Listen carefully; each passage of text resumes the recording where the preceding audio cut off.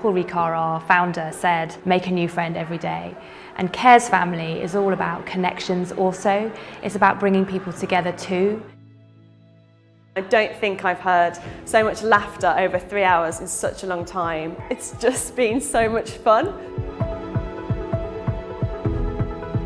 Manchester's an amazing city, but it's seen a lot of change recently, and there's older neighbours who live in Manchester with deep roots in their community but maybe few connections, with younger people who have plenty of connections, especially in the digital age, but with fewer roots. Manchester Cares exists to bring these two groups together to share time and company, and ultimately to tackle isolation and loneliness. I've never been into cocktails, so it was a really nice introduction to them. One woman was telling me how it really has changed her life, and it's given her something to look forward to and independence.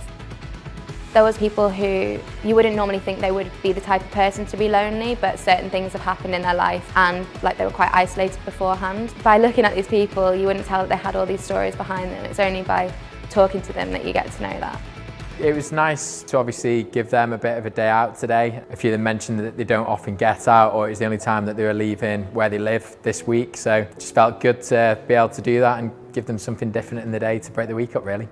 It gives you kind of a buzz. Do you think you've made some friends today? Oh yeah, a lot of friends, yeah, definitely.